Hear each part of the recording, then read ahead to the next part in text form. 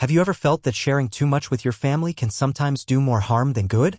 As we grow older, there's a natural inclination to be open and honest with our loved ones, believing that complete transparency is always the best policy. However, the reality is that some matters are better kept private, not out of secrecy, but out of wisdom. Not everything needs to be shared, and in certain situations, keeping specific issues to yourself can safeguard both your peace of mind and your relationships. In this video, we'll explore 5 things you might want to keep to yourself after the age of 65. These suggestions are not about deception or shutting people out. Rather, they focus on maintaining your independence, avoiding unnecessary stress, and ensuring that your personal boundaries are respected. You may be surprised by how much tranquility can come from keeping a few select matters private. Stay tuned until the end, as understanding these 5 points could transform the way you interact with your family, granting you more freedom in your later years. Let's dive in. Number 1. Financial decisions and assets. One of the most sensitive topics as we age is money. You might believe that being completely open about your financial situation with your family will prevent misunderstandings, but in reality, it often leads to more problems than it resolves. Sharing every detail about your savings, investments, or even how much you've set aside for the future can result in unsolicited advice, pressure, or even conflicts within the family, especially when different generations hold varying views on money. Some family members may have good intentions, but their concerns or opinions can quickly feel intrusive. In unfortunate cases, individuals who were once distant may suddenly become very interested in your finances once they realize what you have. Perhaps you've witnessed someone in your age group share their financial plans with their children only to find their decisions scrutinized at every turn. Or maybe you've seen a friend face constant pressure regarding how they should spend their money, whether it's being advised to downsize, invest differently, or set aside more for grandchildren. It's one thing to seek advice when you want it, but when others start to believe they have a say in your personal choices, it can become frustrating. The truth is, once you disclose your complete financial picture, you can't take that knowledge back. There's also the issue of personal control. If your family begins to view you as someone who isn't making sound financial decisions, they may feel justified in intervening, sometimes with good intentions, but not always in a way that respects your independence. You might hear comments like, "Are you sure you should be spending that much?" Or "Wouldn't it be wiser to give some of that away now instead of later?" Even if no one directly pressures you, just knowing that others are observing and analyzing your choices can feel uncomfortable. This doesn't mean you should never discuss finances with your family. It's wise to have clear estate plans and communicate necessary details when the time is right. However, you don't have to share everything: the exact amount of money you have, what you spend on yourself, or even whether you've made a new investment. These are matters for you to manage. If keeping some financial details private allows you to enjoy your life without unnecessary opinions or pressure, then that's not secrecy, it's wisdom. Number 2. Non-urgent health concerns. As we age, it's natural to encounter more health issues, and sometimes we feel compelled to share every little ache, pain, or discomfort with our family. After all, they care about us and we want them to be informed. However, there's a significant difference between keeping loved ones updated on important medical matters and overwhelming them with every minor issue. Constantly sharing every little health concern can create unnecessary worry and stress, or even lead family members to start making decisions for you before it's necessary.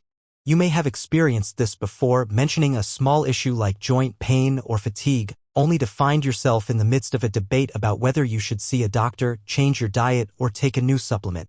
Family members, especially younger ones, often mean well, but their concern can quickly turn into pressure.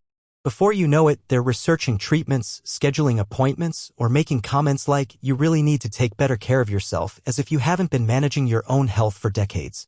There's also a psychological aspect to consider.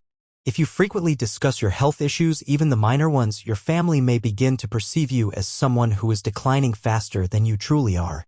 They might start treating you differently, assuming you're more fragile or incapable than you actually feel. Once people see you in that light, it can be challenging to change their perception. Suddenly, they may hesitate to include you in certain activities, question your ability to travel, or suggest that you need extra help when all you did was just. The hard truth is that family conflicts often have a way of resolving themselves or not, regardless of your input. When people finally move on, they tend to remember what was said in the heat of the moment. If you take sides or express a strong opinion, you might find that even after the argument is long forgotten, resentment toward you still lingers. This is particularly important when it comes to opinions about younger family members.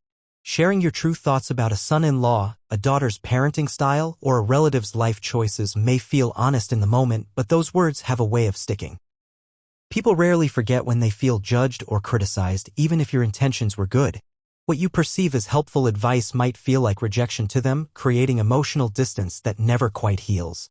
That's why one of the wisest things you can do after 65 is to practice selective silence.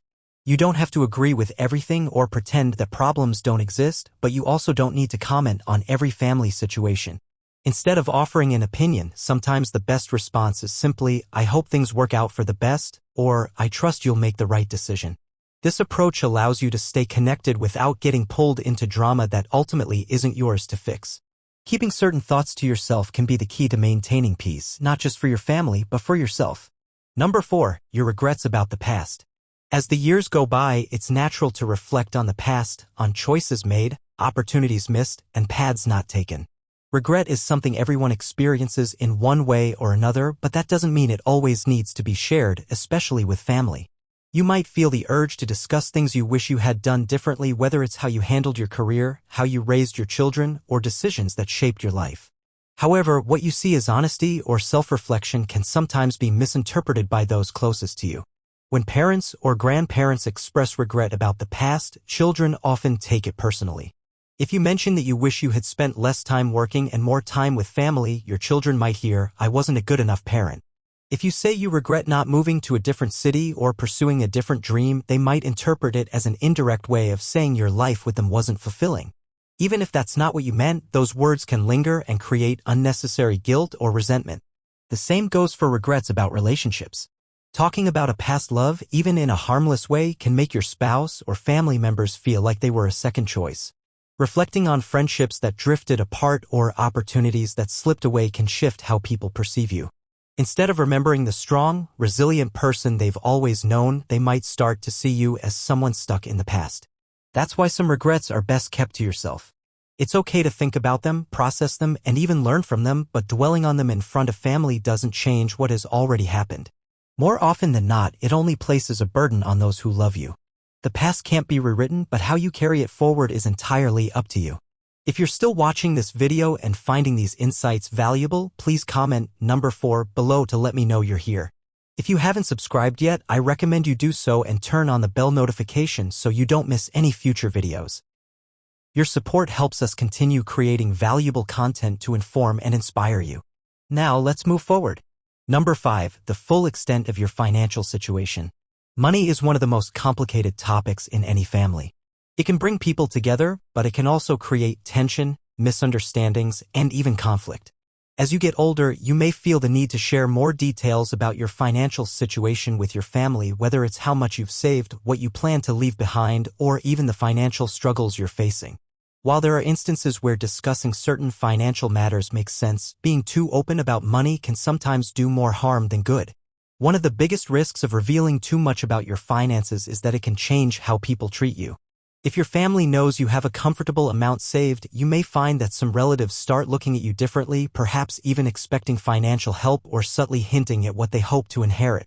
Conversely, if you disclose that you're struggling, your loved ones might begin to worry about you excessively or, in some cases, even question your financial decisions.